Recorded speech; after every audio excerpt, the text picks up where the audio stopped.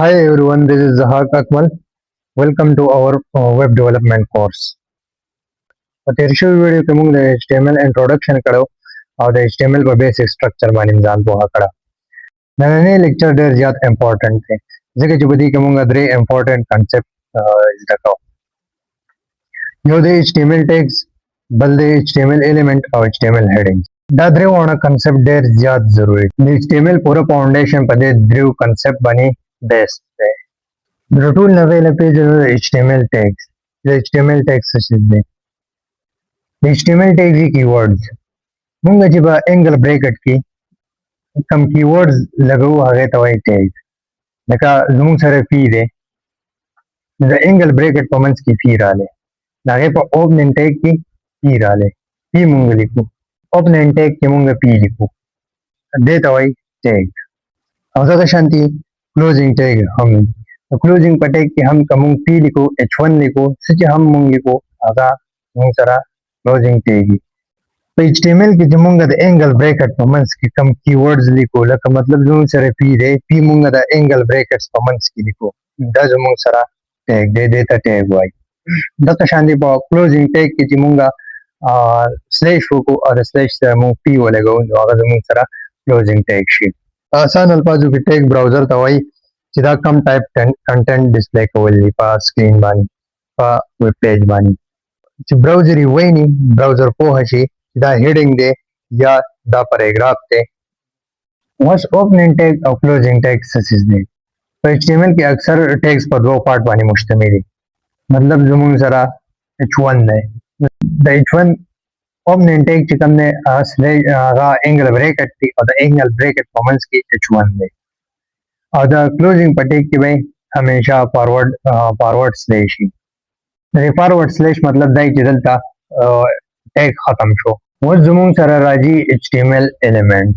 نو دلته ډېر زیات بګینرز دا کنفیوز دي، هغه ټیګز او ایلیمنٹ ته دواړو ته یو څیز وایي، خو دا هیڅکله هم یو څیز نه دی. په ټیګز او په ایلیمنٹ کې ډفرنس دی. پورا سټرکچر ته ایلیمنٹ وایي. که زموږ سره فی دی او بیا کنټینټ دی او بیا کلوزینګ ټیګ دی، بیا د پیراګراف کلوزینګ ټیګ دی، د پی کلوزینګ ټیګ دی، نو دې ټول ته وایي ایلیمنٹ. بس یاد داسې ساته چې ټیګ صرف انسټرکشن وي او ایلیمنٹ پوره سټرکچر وي. دا په یو ریل ایگزامپل سره ایکسپلین کوو.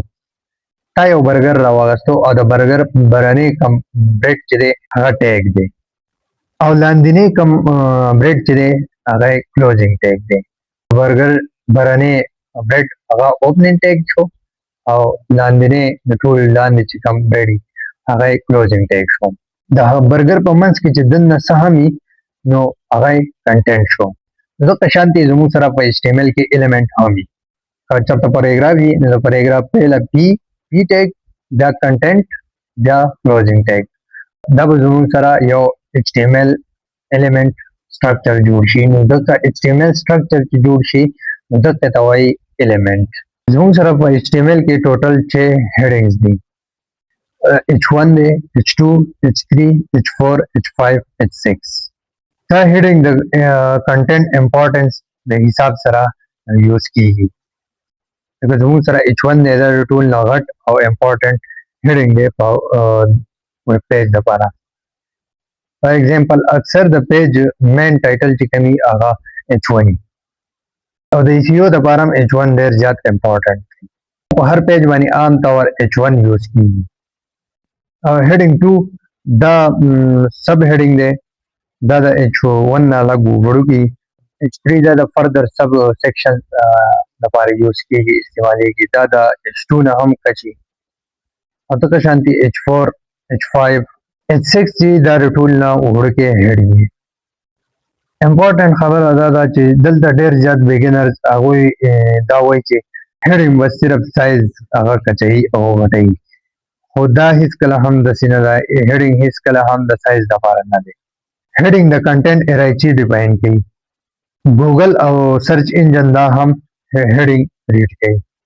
هیډینګ صرف د سټرکچر لپاره یوز کوه، د سایز لپاره نه. ته امیجن وکړه ته یو بک لیکې، د بک ټایټل هغه H1 ورکې، بیا د چپټر ټایټل چې کوم دی هغه ته H2 لیکې، او دا چپټر سیکشن چې کم دی نو هغه ته H3 لیکي او په دې کې دنه چې کم ته ټاپکس لیکي نو هغه ته H4 او H5 کې لیکي نو ته شانتي په ویب سټ کې هم هډینګ دسی یوز کیږي نو نن موږ زده کړه چې HTML ټیګ څه ته وایي او دا غي اوپننګ او کلوزینګ ټیګ څنګه او ایلیمنټ څه ته وایي او ټیګ او په ایلیمنټ کې فرق څه دی د H1 نه د H6 پرپز په بل ویډیو کې به مونږ پیراګراف ټیګز او ټیکسټ فارمیټینګ ټیګز دا په ډیټیل سره وایو په دې باندې ځان په ډیټیل سره پوهه کوو